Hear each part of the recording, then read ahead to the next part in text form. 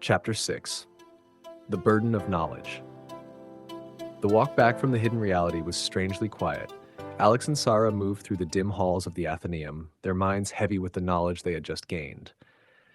The atmosphere in the ancient library felt different now, less threatening but more oppressive in its silence, as if the walls were waiting for them to make their next move.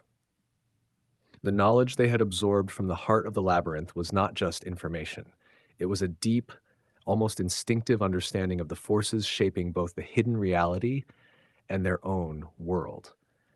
It was as if the weight of that knowledge was pressing down on them, challenging their perceptions of what was possible, what was real. When they finally stepped outside the Athenaeum, into the cold, misty air of the Carpathian Mountains, it was as if some of the burden had lifted, but only a little. The fog that had once surrounded them was beginning to clear, but the clarity they had hoped for after their journey remained elusive. Instead, the knowledge they had found raised more questions and greater uncertainty. "We did it," Sára said softly, her voice almost lost in the wind. "We found the heart of the labyrinth. But it doesn't feel like it's over, does it?" Alex shook his head, still lost in thought. "No, it feels like we've opened a door to something much bigger, something we can't yet understand. We have the knowledge, but what do we do with it?" Sára turned to him, her eyes reflecting the same mixture of fear and determination that he felt. "We have to use it, Alex. We've come too far to stop now, but we have to be careful. We can't let this power destroy us." Alex nodded. The weight of what they had learned was palpable. The hidden reality had revealed itself to them, but it had also shown them the consequences of wielding such power. Their next decisions would shape their lives and perhaps even the fabric of reality itself. They walked in silence back to their car. As the fog continued to lift, the path before them became clearer, but it felt like the journey down the mountain was far longer than it had been on the way up. The knowledge they now carried was slowing them down, making every step heavier. Back in the car, Alex drove in silence, lost in his thoughts. The knowledge they had gained wasn't something they could easily explain.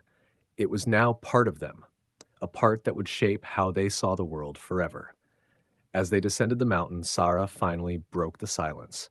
"We have to be careful about who we trust with this knowledge. The Order, they'll come after us if they know what we've discovered." Alex tightened his grip on the steering wheel. His mind was racing with the implications. "You're right, we can't let this fall into the wrong hands, but we also can't sit on it and do nothing. We need to find a way to use it without causing harm." Sára nodded, but looked uncertain. "But how? How do we even begin to use this kind of power without it consuming us? The labyrinth showed us that knowledge comes at a cost. What if we're not ready to pay it?" Alex didn't have an answer.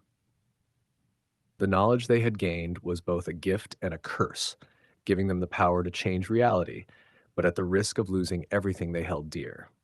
The choices they made now would affect their lives and the lives of many others. As they neared the base of the mountain, the last traces of fog finally lifted, revealing the small village where their journey had begun. Seeing the familiar and buildings brought an unexpected wave of relief, but it was a hollow feeling. Alex and Sára knew that nothing would ever be the same again. When they parked in front of the small inn, they both hesitated before getting out of the car.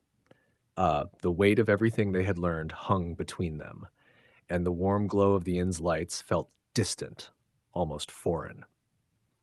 They entered the inn in silence, barely acknowledging the innkeeper as they moved to their room. The air inside was thick with the smell of wood and burning candles, comforting but strangely out of place after what they had just experienced. In their room, they sat down without speaking for what seemed like hours, each lost in their own thoughts. The echoes of the hidden reality still lingered in the back of Sára's mind, and she knew Alex felt it too. The knowledge they had gained wasn't something that could easily be pushed aside or forgotten. Finally, Sára broke the silence. "What if the hidden reality isn't done with us? What if there's more we need to do?" Alex didn't answer right away, his brow furrowed in deep thought. "If that's true, then we need to be ready. We've stabilized the hidden reality, but that might have just been the beginning. We need to understand what else is required to keep it from unraveling again." Sára nodded, her mind racing. The connection she felt to the hidden reality was growing stronger. The symbols they had seen were more vivid in her mind than ever before.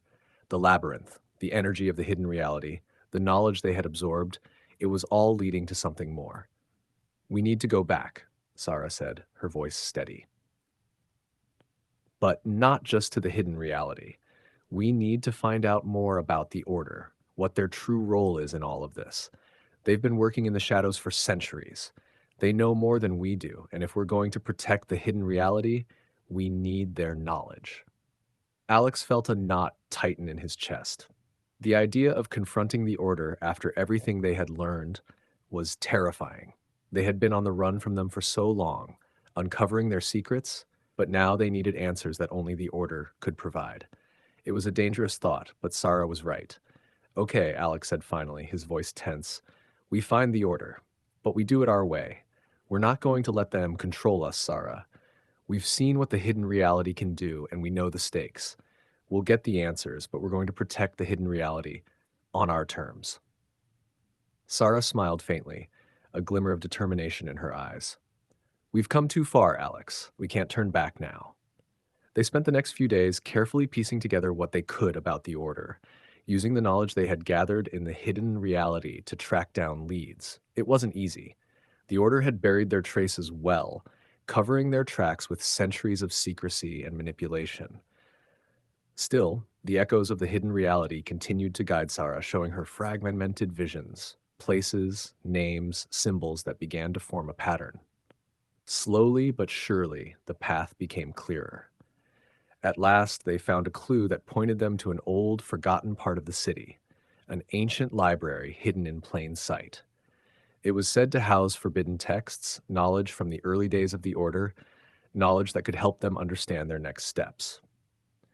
As they stood outside the old, weathered library, Sára felt the echoes of the hidden reality grow stronger.